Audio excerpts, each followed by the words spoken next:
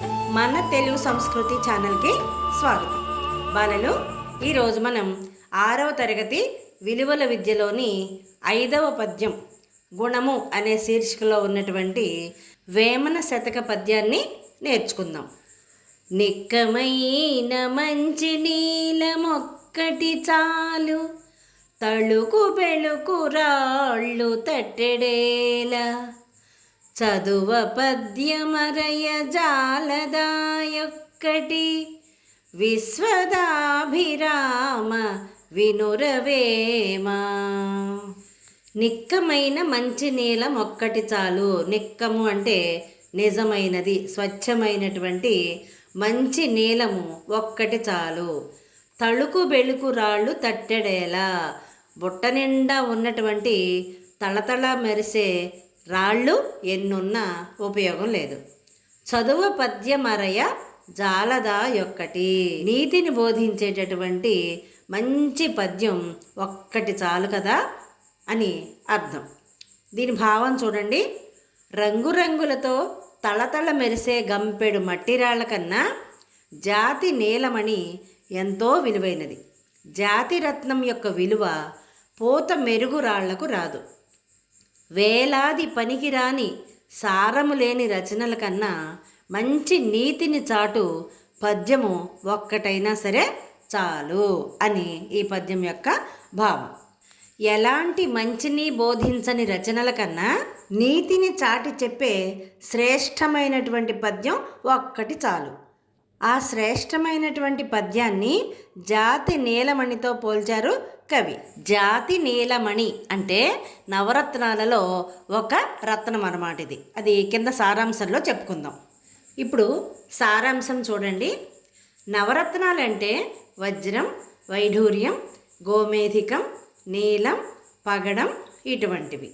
ఇందులో నీలమణి అని ఒకటి ఉంటుంది.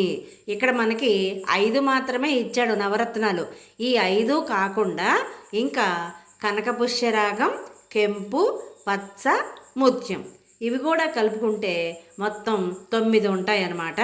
వాటిల్నే నవరత్నాలు అని అంటారు. ఆ నవరత్నాల్లో ఒకటే నీలమణి. ఇప్పుడు మనకి పద్యంలో వచ్చింది కదా, నీలము లేదా నీలమణి అని అంటారు. అది ఒకటి ఉంటుందన్నమాట. అది చాలా కాంతితో ప్రకాశిస్తూ ఉంటుంది. బాగా కాంతివంతంగా మెరుస్తున్నట్లుగా ఉన్న రాళ్ళు చాలా ఉంటాయి. అలా బుట్టలో మెరిసేటటువంటి రాళ్ళు ఎన్ని ఉన్నా సరే వాటికి అంత పెద్దగా విలువ ఉండదు. కానీ నీలమణి ఒక్కటి ఉన్నా సరే అది చాలా విలువైనది. అది ఎంత చిన్నదైనా సరే దాన్ని బంగారంతో కలిపి హారంలో వేసుకుని మెడలో ధరిస్తారు. నీలమణి చిన్నదైనా సరే ఎంతో విలువైనది. తట్టెడున్న మిగిలిన రాళ్ళకి ఆ నీలమణికి అస్సలు పోలికనేదే ఉండదు. వాటికి ఓ మెరుపు అయితే ఉండొచ్చు, కానీ వాటికన్నా ఖచ్చితంగా నీలమణి యొక్క విలువే కదా. ఈ విలువైన నీలమణిని బంగారం, వెండి ఈ లోహాలతో కలిపి ఆభరణాలుగా, ఉంగరాలుగా చేయించుకుని ధరిస్తారు. కానీ పిచ్చిరాళ్ళని ఎవరైనా బంగారంలో కానీ వెండిలో కానీ ఆభరణాలుగా చేయించుకుని ధరించరు కదా. నీలమణికి ఉన్న విలువ నీలమణిదే అని ఇక్కడ భావం. ఎన్ని రాళ్ళున్నా సరే నీలమణి అనేది ఎలా విలువైనదో అలాగే మనకి కొన్ని వేల పద్యాలు ఉన్నాయి. వాటిలో శ్రేష్టమైనటువంటి పద్యాలు, జీవితాంతం గుర్తుపెట్టుకోవలసిన పద్యాలు, మరిచిపోకూడని పద్యాలు, అలాగే జ్ఞాపకం ఉంచుకొని ధారణలో అంటే ఎప్పుడు అడిగితే అప్పుడు చెప్పగలిగేలాగా కంఠతా పట్టడం అన్నమాట. అలాంటి పద్యాలని గుర్తుకు తెచ్చుకుంటూ వాటిలో ఉన్నటువంటి మంచి విషయాలను ఆచరణలోకి తెచ్చుకోవాలి. అంటే ఏంటి? పాటించి ఉన్నతంగా ఎదగాలి. ఉదాహరణకి మరొక పద్యం చూద్దామా? ఒరులేయవి ఒనరించిన నరవర యప్రియముదన మనంబునకగు, దానొరులకు నవిసేయకునికి పరాయణము పరమధర్మ పదములకెల్లన్. వరులు అంటే ఇతరులు లేదా పరాయి వాళ్ళు అని అర్థం.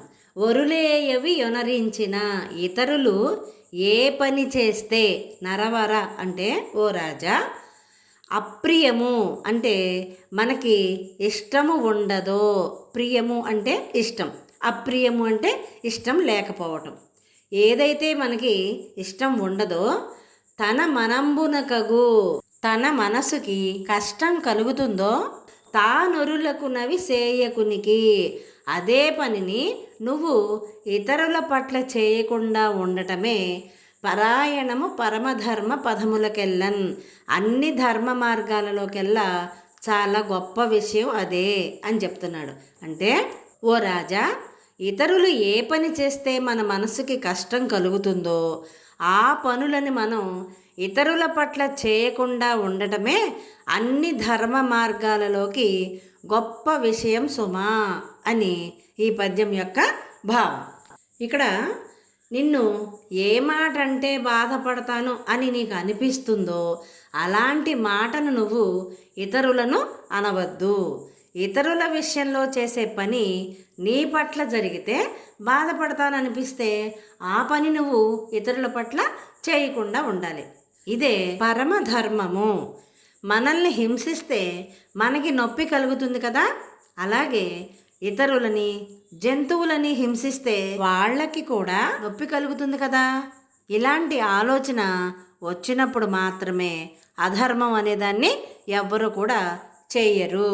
వాళ్ళు మనకి ఇంతకుముందు చాలా సహాయం చేసి ఉండవచ్చు, అవేమీ చూడకుండా వారి వల్ల జరిగినటువంటి చిన్న పొరపాటుకి వారిని నిందించామనుకో వారు ఖచ్చితంగా బాధపడతారు. అదే పరిస్థితిలో మనమున్నా బాధపడతాం కదా. కనుక ఇతరుల విషయంలో మనం సంయమనం పాటించాలి, అంటే ఓర్పు సహనాన్ని కలిగి ఉండాలి అని అర్థం.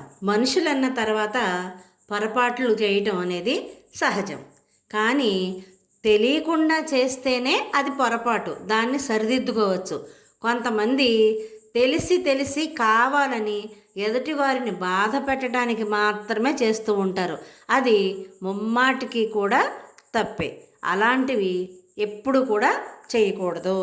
అలాగే మీ పట్ల ఎదుటివారు ఎలా ఉంటారో, ఎలా ఉంటే మీరు సంతోషిస్తారో అట్లాగే మీరు ఎదుటివారి పట్ల ప్రవర్తించాలి. అంటే మనల్ని ఎదుటివారు గౌరవించాలి అంటే మనం కూడా ఎదుటివారిని గౌరవించాలి. తరగతిలో అందరి పట్ల కూడా ఇదే భావనతో అందరూ ప్రవర్తిస్తే పెద్దవారు అయ్యాక కూడా అవతలి వారి వైపు నుండి ఆలోచించటం అలవాటు అవుతుంది. మనుషుల మధ్య స్నేహం పెరిగి వైరం తగ్గుతుంది. స్నేహం ఎప్పుడైతే పెరుగుతుందో వైరం తగ్గిపోతుంది. వైరం అంటే ఏమిటి? శత్రుత్వం తగ్గిపోతుంది. మంచి నీతిని తెలిపే పద్యాలు నేర్చుకుని పాటించి మంచి నడవడికని అందరూ కూడా ఏర్పరచుకోవాలి. అప్పుడు మాత్రమే మంచి సమాజం అనేది ఏర్పడుతుంది. ఈ పద్యం ద్వారా మనం నేర్చుకోవాల్సిన విలువలు ఏమిటి? మనం చేసే పనులు లేదా ఎన్నుకునే వస్తువులు నాణ్యమైనవిగా ఉండాలి, వినయంగా ఉండాలి, అహంకారం తగదు, ఇతరులను ఎప్పుడు కూడా బాధించకూడదు, సాత్వికమైన మాటలు మాత్రమే మాట్లాడాలి. సాత్వికమైన మాటలు అంటే ఏమిటి? ఎదుటివారిని బాధ పెట్టకుండా చక్కగా మాట్లాడాలి. మంచి పద్యాలలోని నీతిని ఆచరించాలి. ఇది మాత్రం ఖచ్చితంగా అందరూ పాటించాలి. ఇక్కడ చూడండి, వినయంగా ఉండాలి. మనం ఎంత ఎత్తుకి ఎంత ఉన్నతంగా ఎదిగినా సరే వినయం అనే ఆభరణాన్ని మనం వదిలిపెట్టకూడదు. అలాగే అహంకారం తగదు. అహంకారం పతనానికి నాంది. మనిషిలో ఎప్పుడైతే అహంకారం వస్తుందో అది అతను నాశనం అవటానికి మాత్రమే ఉపయోగపడుతుంది తప్ప ఇంకా ఎందుకు కూడా పనికిరాదు.